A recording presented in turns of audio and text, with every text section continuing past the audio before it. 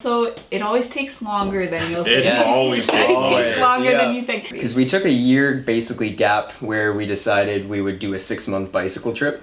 So for that, we had saved up our money from the painting business and decided to go on that trip. I don't think we could ever be full-time retired. I mean, if you think of retirement meaning like not working, it sounds very boring to me. And hey guys, Matt McKeever here, and so I'm here with my good friends again, Cassidy and Matt, and so you guys have seen them a few times on my channel, but instead of talking about real estate today, we're actually going to talk about financial independence, retiring early, kind of the idea of that, life hacking, all that stuff. And so I just kind of want to chat with you guys. Let's figure out how did you guys discover the idea of working for yourselves, of financial independence. A term I've started using now is firepreneur. So the idea is that you're financially independent, and once you kind of get that financial independence, you can choose whatever you want. Less focusing on the word retirement, because I think a lot of people get stuck up on the word retirement and think like, oh, like if I'm retired, I can never earn money again, or I can never work again. So how did you guys kind of stumble into the lifestyle you're living now? Well, it started when we were going to university at the University of Guelph. I was in calculus class one day, just getting ready for class, and then some guy gets up to the front of the room and says, hey, how would you like to learn how to be your own boss this summer? We're in marketing, sales, production, and hey, you can make up to $15,000 in the summer. And I was, an 18-year-old kid thinking $15,000, that sounds amazing, I want to do that. And so I went through this whole interview process, and by the end of it, I got hired on with Student Works Painting to run my own painting franchise in Guelph.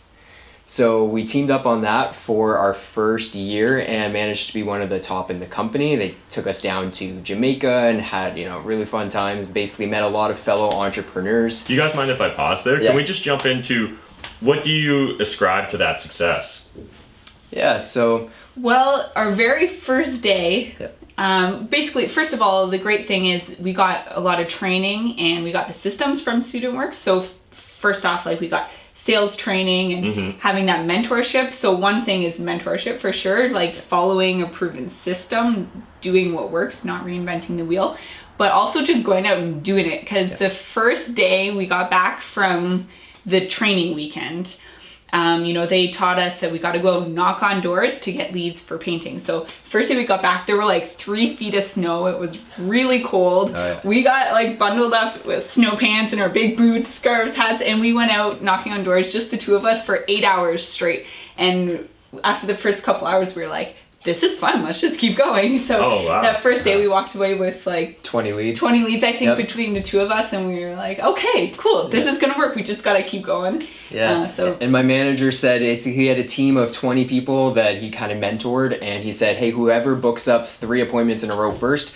I'll come down and you can get started and we can basically kickstart your business. So being the competitive guy that I am, I'm like, I want to be first. So I wanted to get as many leads as possible. We did that, and the very first weekend, just out of the gate, booked about $6,000 worth of painting. And from then on, basically, this is what they did really well too, is they had a leaderboard on the online portal. So every kind of competitive person like myself wants to be on the leaderboard, and they're seeing all these other guys, Dylan, or these guys that are, rising up there. So from there, I just wanted to basically be on top of the leaderboard. So it wasn't even so much about the money. It was more like, hey, I want to be in first place as much as I can. And then it was about delegating and realizing what are valuable uses of our time and what aren't. So painting was not a valuable use of our time, especially Matt. Don't give Matt a paintbrush. So we hired painters, hired door knockers, and that was the big thing, just getting out there, getting as many leads as possible. Yeah, because it's really any business, I think, comes down to it's a numbers game. So we figured, okay, if we are out, we're getting about a lead an hour if we go door knocking. So if we've got 5 people out door knocking 4 days a week, then we can theoretically get 20 leads, and from that I'll go out and I'll probably do 15 appointments. And so I was the one that actually went and gave the quotes, did some sales, and booked the jobs. So then on 15 appointments, maybe we'd book 7 or 8, and from there I would book $10,000 to $15,000 worth of work per week. And so then I would also when I'm hiring painters, make it make sense for them as well, and show them kind of my role as a business owner and how my job is to create enough work for people. So then we get basically buy-in from the whole team. So if you want to have a full-time work this summer, I need you to actually go out and do some door knocking with us. So I make it a requirement for every single painter to get 10 leads before they come to paint training. So it was basically kind of a self-fulfilling thing where I like it. Yeah, you got to know your numbers. That's the most important part. We knew how many leads on average it takes to get a job, how many jobs we need to get every week or every day. So it's like we have a schedule. We got to stick to it. So we were award winners every single year, and actually the last year we broke the all-time 30-year company record. Oh wow! At one point we had 30 employees working for us, so that was our whole day was basically just running around job site. We had 10 different painting crews, and we had 10 people marketing. So it was it was a full-time thing. That's super interesting. Okay, so sorry. I think we all enjoyed that tangent, but we'll get back to fire now. So I think you guys were telling, before I interrupted, you were just saying that like you went to Jamaica and like that. And then so at what point did you transition from the student works to becoming real estate? Yeah, well actually the vice president of Student Works Painting at the time, the same year actually that we broke the record, he retired in his late 30s from real estate, and so that really kind of got us thinking, hey, there's something to that. If he can retire from a really great position and pursue this, and I think he had like 15 properties at the time. Oh, okay, yeah. That kind of inspired us. And then the president also recommended the book Rich Dad Poor Dad, so we picked up that book, read it, and like a week later I think we saw free Rich Dad Poor Dad seminar coming to Guelph. So we thought, let's go check that out. And then, we kept going with those courses and learned all about real estate investing. And so what was it about that Rich Dad Poor Dad book or the seminar that really, like, where it clicked and you were like, yes, this is what we're doing? Was it the proof of concept of seeing the vice president actually succeed at it? Was it just reading the book? I think like running our own painting business started getting us thinking about, okay, we don't need to just be paid an hourly rate. Like we can leverage ourselves and, we can work smarter and make a lot more money per hour and have a lot more flexibility. And then I think reading Rich Dad Poor Dad just pushes more in that direction of like, okay, not only can we work smarter and leverage our own time, we can leverage our money and make our money work harder for us. Yeah. And that got us thinking that way. And so you guys live a lot of the lifestyle similar to a lot of people that are focused on financial independence. And correct me if I'm wrong, but you guys don't have a car or only have one car? Or we got one car. One car, okay. It was Matt's grandpa's car. He wasn't able to drive anymore, so we got a good deal on this 2006 Chrysler 300, and we share it, which can get complicated, but and so in a previous video that we did together, you guys mentioned that you've house hacked, right? So house hacking, are you guys familiar with the term? Or okay. So kind of walk us through why you decided to house hack, and are you still house hacking? Yeah, so one of the things in Rich Dad Poor Dad was use other people's money, and so that was knowing. It was good actually because we spent all of our money on the Rich Dad Poor Dad seminars. So we found that by using our personal network, and at first that was with my parents, we've had that solid track record of running a successful business, and now applying that to real estate, we were able to raise a couple $100,000 to go and buy our first few properties that we talked about. And so from that we were able to buy a triplex where we lived in every single unit. And so essentially, I'm assuming the reason you lived in every unit was you'd move into a unit, slowly fix it up, and then move to the next. And it meant about a year of living in like a semi-construction zone, which got old after a little while. Yeah, it absolutely does. All while running the painting business too with 30 employees. So that was so crazy. You were still doing it while you during our third year of painting is when we were buying properties. Because we took a year basically gap where we decided we would do a 6-month bicycle trip. So for that we had saved up our money from the painting business and decided to go on that trip. But then, so it was either we were working really hard, had very little time, and then we had a ton of time, and then our savings account went down. So Yeah. like, there must be a better way, because we still want to travel. We still want to have as much money as we want to be able to do the things that we want to do. And the bike trip was great, but then by the time we got back, we had no money again. And we So were like, oh, what do well, we this do? doesn't really How work. do we make money? Oh, we run a painting business. Okay. So we did Yeah. one more year of the painting business, and we thought, okay, now this time we want to travel, but we don't want to travel, come back and have no money and start at Yeah. square one again. So that's when we started Okay. investing in real estate. That's really interesting. So I'm sure you guys are familiar with it, but in case the audience isn't, mini retirements are becoming more and more popular. And it sounds like you guys were already embracing the idea of mini retirements with the 6-month bicycle trip, but then also the 4 months in North Bay, right? Yep. And now 3 months in India, which you're just about to jump into. So do you envision, what does the future hold for you guys? Is it going to be constantly filled with mini retirement? Is there a certain point where, no, you're going to become like full-time retired or full-time travel? Or paint a picture for us. What does the future hold? I don't think we could ever be full-time retired. I mean, if you think of retirement meaning like not working, Yeah. it sounds very boring to me. And I just got so many ideas, so many things that I could do, so many Yeah. new businesses. So I'd love the flexibility of being able to start new businesses, more passion projects kind of thing. But definitely over the next few years, we're looking at traveling for at least 3 months of the year, or doing like 2-3 month long trips in the year, being able to go see a lot of the world. Yeah. Yeah, we're looking to really ramp up our business for both getting properties and giving investors really healthy returns. So we figured to whatever investors are basically buying into a vision, and the more that we show people what's possible with real estate, the more backing that we're getting. But some of our real estate goals are eventually looking to basically change the way that the housing is being built. We're really passionate about eco homes and about really changing different building practices and standards and even different ways of living. So one of our projects next 5 to 10 years is to start an eco home building business. And so the same investors that we're looking at partnering with right now are going to be teaming up with us on starting that. Awesome. So They buy into that long-term vision. Yeah. So, you know, we've got people coming along for the ride. Yeah. yeah, so we're kind of taking our real estate and our business in a general direction, and along the way trying new things, meeting new people. But yeah, overall just looking to kind of have that freedom and ultimately make a difference. That's awesome. So I know my audience has a lot of younger people out there.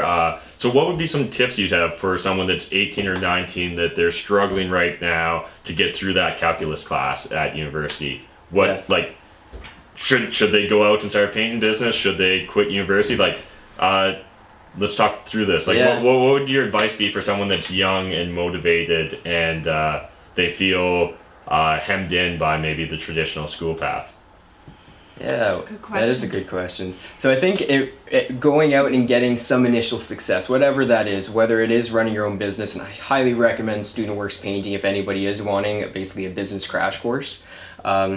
Whether it's even doing your own like landscaping business, going out, getting some sort of world experience that you can now start building some credibility. Because Yeah, something like painting or landscaping or some kind of service business is a really great way to start, especially when you're young, because it's really tangible how you're going to make money. You got to go out, talk to homeowners if it's a home service you're providing, get leads, and get the jobs done. And it's something that you can do over the summer in between school years. And so it's a great way to I love start. those examples just because they're very scalable. If you have initial success, you can scale it up without having to take on a lot more overhead, right? So exactly, and it's easy enough to teach somebody how to paint, how to mow a lawn. You know, it's, and what's great is like someone that's young, that's maybe disenfranchised with post-secondary, like you can do what they did is like use your summer as that first opportunity, right? To really try and brainstorm or experiment or play around with entrepreneurship rather than literally dropping out and then trying to play with entrepreneurship. I think that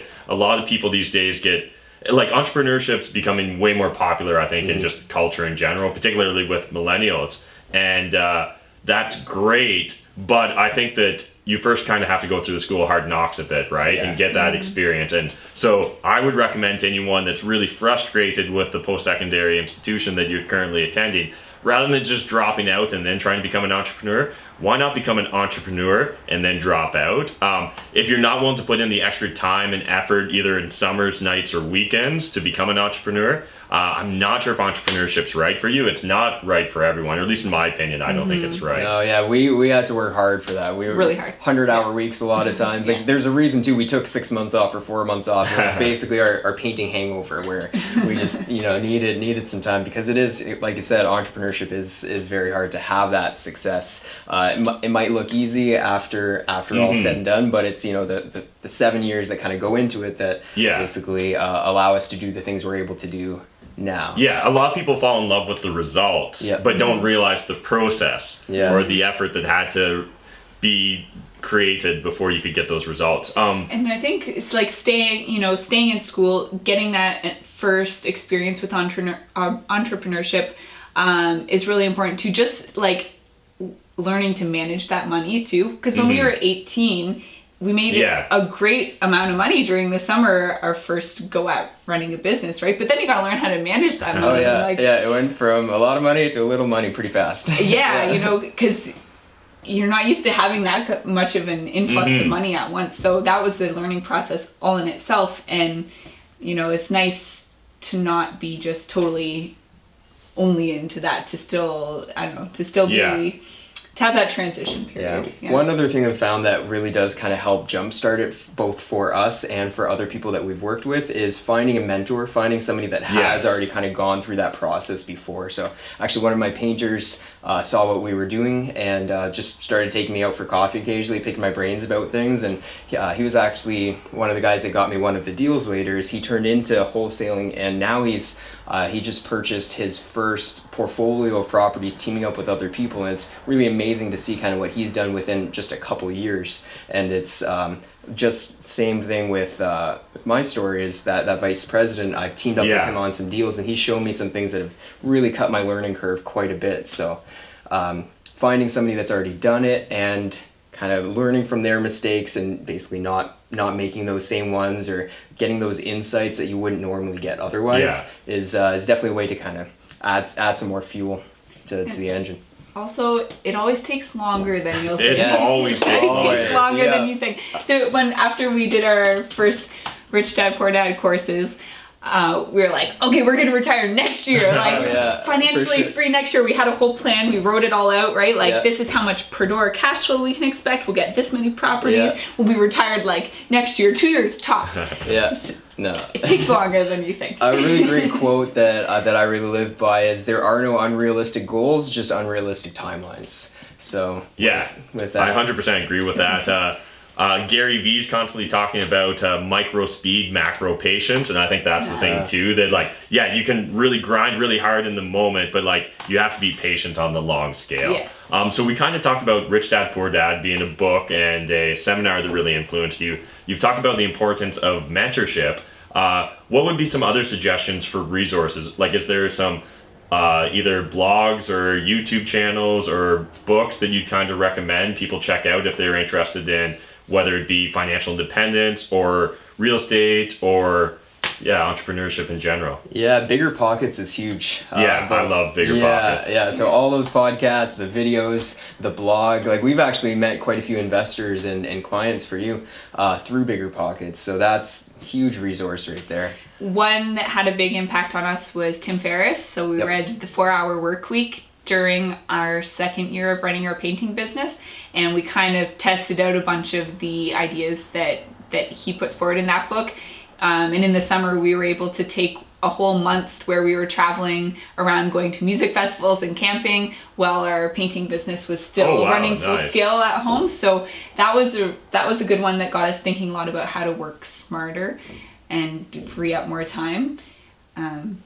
This one right here, actually, this book that you've started reading it, haven't you? Actually finished. I ate it right up, The Early Retirement Extreme. Awesome. Basically just talks about how, and I'm sure you've mentioned it, but if you can cut your expenses to half of what you're making, or say even more extreme, I think the author did it where he saved 80% of his income. So that means for every 1 year that you work, you can take 4 years off. That concept just kind of like blew my mind at first. And so I think that's a great point to build off of. So was frugality, is that something that you guys practice? Was it something that came natural? Was it a skill you learned? A bit of both. Yeah. We're both like, we've never been much into buying stuff. Like, and I like to, like, even I buy probably 90% of my clothes secondhand. The biggest reason I do that is just like a social and environmental reason. Like, I think the clothing industry is crazy. There's fast fashion is just like, there's so much waste and so much pollution that's so unnecessary. So everyone, if you don't buy secondhand clothes right now, just start thinking about it. You'd be surprised. Like, it's not junk in those stores. This skirt, I don't know if you can see secondhand. Let's go secondhand shirt. This one too. So that's a big one. It's just not buying clothes. We don't drink, so that's a big expense cut right there, because we don't go spend $100 every weekend on alcohol. Just the one car that we bought cash, so there's no payments we're tied to. So, and we're learning from a lot of people too that are running other kinds of businesses, especially online businesses like over in countries like Thailand and a lot of like Eastern Asia, is that the cost of living over there is significantly less. So especially if you can start making US or Canadian dollars and go live somewhere where $1,000 you can live really nicely in some of these countries and some of these places. That sort of concept too has really piqued our interest quite a bit. Like geo arbitrage. I know like Thailand and all those countries are very popular for that. And I think it's really interesting, and particularly a lot of the skill sets people are developing these days, you can be geo independent, right? You can work online and live wherever you want, whether it's South America or Southeast Asia. So I think that's a fantastic tip too. So otherwise, before we wrap this up, they currently don't have an Instagram account, but I'm going to force them to right after this video. So go in the video description down below and follow them on Instagram, just so you can travel with them as they take the next 3 months and explore India. And so actually, maybe before we wrap up, just tell us some of the highlights you're hoping to have happen over in India, or some of the things you're looking forward to. Yeah, we're really excited for this trip. I know personally I've wanted to go to India for a long time. My dad traveled to India when he was young, so I've been hearing stories about India growing up. And but we have friends who are getting married, so and also there's going to be 2 weddings in the same little village, and each of them are going to span. It's going to be a couple weeks of weddings basically. So that's going to be super exciting. And after that we're going to be traveling all the way down to the south and then all the way up to the north, and finishing up with a 1-month yoga retreat up in the Himalayas in Uttarkashi. So interesting. I didn't know. I'm just kind of curious. Can you just talk me through a bit more about that? What's that experience going to be like? Sure. So it's the tradition of yoga that we're getting trained in is called Shivananda. And so basically we're going to be living in an ashram for a month, and it's like 5 a.m. wake up call every day, and you've got 2 2-hour-long yoga asana, so the actual physical yoga practice classes each day, and then there's like a couple hours of meditation, a couple hours of yoga philosophy. So it's basically like you're really immersed. It's an experience for a whole month. Interesting. So that's going to be awesome. I look forward to hearing more about it. But otherwise, guys, jump over to their YouTube channel. There'll be a link in the video description as well. They'll be also putting up videos from India, so you're definitely going to want to see that. And remember, making money's a team sport. There's more than enough money out there for us to all make it. But if you're not saving it, what's the point? Thanks, guys. Bye. See ya.